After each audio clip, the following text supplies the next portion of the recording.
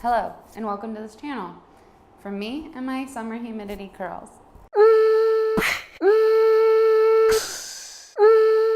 So I had mentioned in the last video a few weeks ago that I actually put myself in front of the camera in, that I was kind of rethinking the direction of this channel. Not that like anyone actually cares. I was trying to make this channel like lifestyle-y, but then I realized I don't really have a lifestyle that's something that anyone would I don't really have a lifestyle that anyone would particularly want to follow. I'm still figuring way too many things out. So I decided to just, instead of trying to focus on something that could be like easily searchable, good for YouTube, whatever, I decided to we're gonna scale it back to things that I feel like I know best, which is empowering people to love themselves and to embrace what makes them them, and owning a business as a female, or just owning a business in general, making videos and art and being a creative person, those kind of things. And so with that, we're going to do like series that are a little more industry focused so that you can kind of follow along with whatever you care about, or you can ignore the things you don't. So the primary projects that my company TRUEBADOURS does are weddings. And we've been in business for weddings about almost 6 years, or at 6 years or something like that. And we've done plenty of weddings by now. And sometimes when I'm reading like the wedding blogs, can you see my mic cord? And sometimes when I am reading like those wedding blogs, I don't always feel like they know what they're talking about, because I feel like the better people to ask are the planners, but also the people that are behind the cameras on the day. We're there for 12 hours. And we see the whole day, we see how it started and we see how it finished. And then we have to relive it afterwards while we're trying to make final products. And I think that there's a lot of wisdom to be gained from us who spend our days at the weddings behind the camera.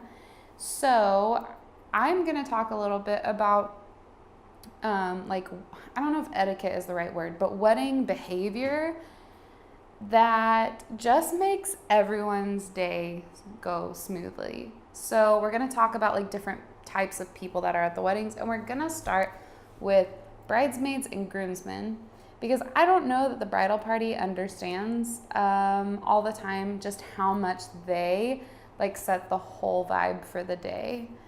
I mean, your general responsibilities are to show up and look good and have fun.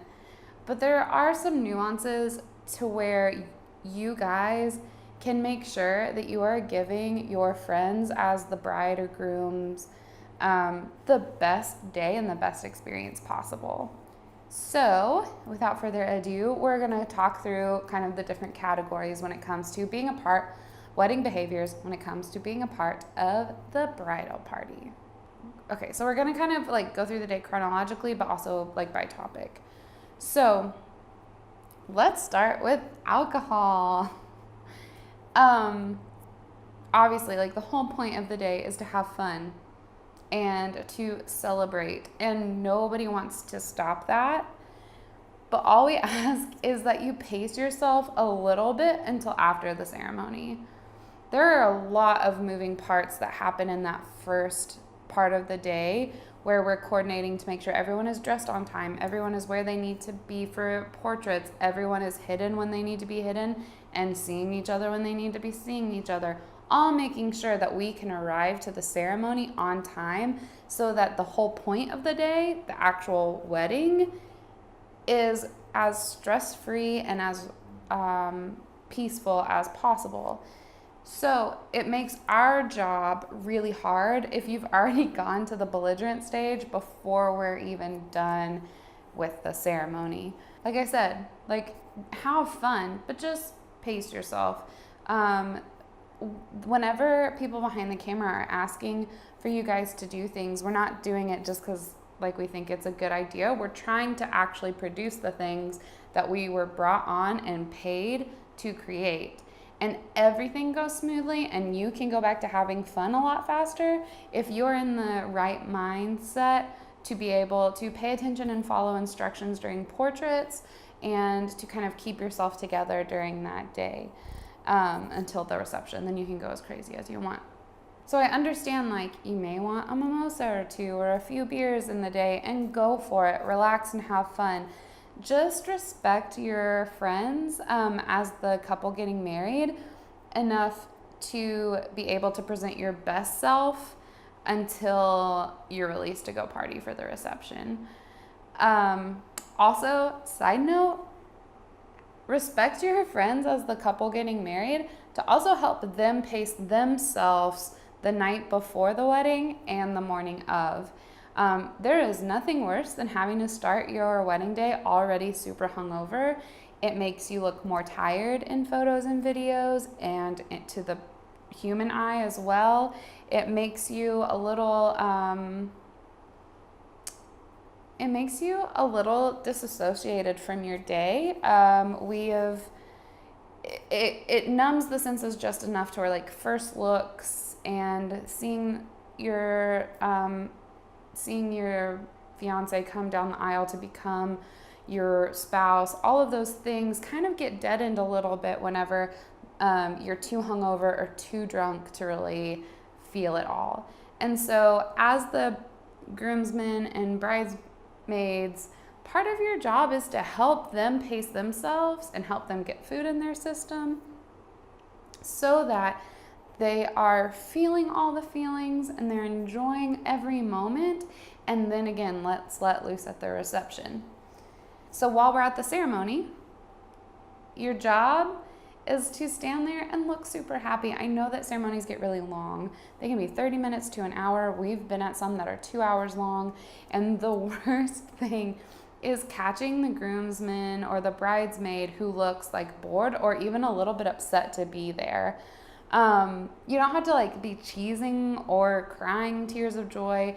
Just make sure that that you are present enough of mind that you are thinking through your facial expressions and just a soft smile, or you can look back at the people that are in line with you or things like that, but just avoid looking angry or bored or distracted. And then for the rest of the day, your job, your number one job, is to be the hype person for this couple. Be the first person who is cheering, and cheer the loudest for them when they come into their reception, and just be the first group on the dance floor, and don't leave until it is full of other guests who are having a good time. Be the first ones ready to line up to send them off with their exit, and cheering super loud and being so proud and happy for these two people who just made a giant commitment and just did a really awesome thing. You're part, like, emotional support, and you're also just part cheerleader that day, whether you're part of the bridesmaids group or the groomsmen. The wedding party in general is just to be there to show how stoked everyone really is that these two people are getting married. Just a few random other things that were messaged to me when I kind of put a call out. First of all, and it basically comes to, like, how to treat those of us who are working on the wedding day as a bridal party member. So we are there to work. We are having a blast. We love our jobs, but the caterers, the on-site coordinators, the people with cameras, we're primarily there to offer our best service that we're being paid to offer. And so it makes our job really hard whenever you, as the wedding party, are making a ton of demands that the couple themselves aren't making. So at the reception, always jumping in front of our shots to get a party pic, things like that, or not paying attention during the more formal portraiture side. All of those things make it really hard, and you never want your friends to have to apologize for your behavior, because that's just an added stress, and embarrassment to a day that should only be full of love, joy, and just intense moments of appreciating the village that helped you, the couple, come together to be married. So please don't jump in front of our shots. Please don't always be asking for photos. Obviously ask for them, sparingly. And if you are having a good time, you will be in photos. You don't have to force your way. Same with video. Another one that seems so strange to have to say, but please don't hit on us. The wedding coordinators, the photographers, the videographers, the caterers, we're there to work, as I said, and some professional might be super into you, but all of that needs to happen after the reception when everyone's trying to go home. If my camera is in front of my face, that means that I am trying to make sure that I am paying attention to all moments, and whether welcomed or unwelcomed, which it's typically unwelcomed. If you distract me, my attention goes to you, and I could potentially miss something that would be really important to capture for remembering later.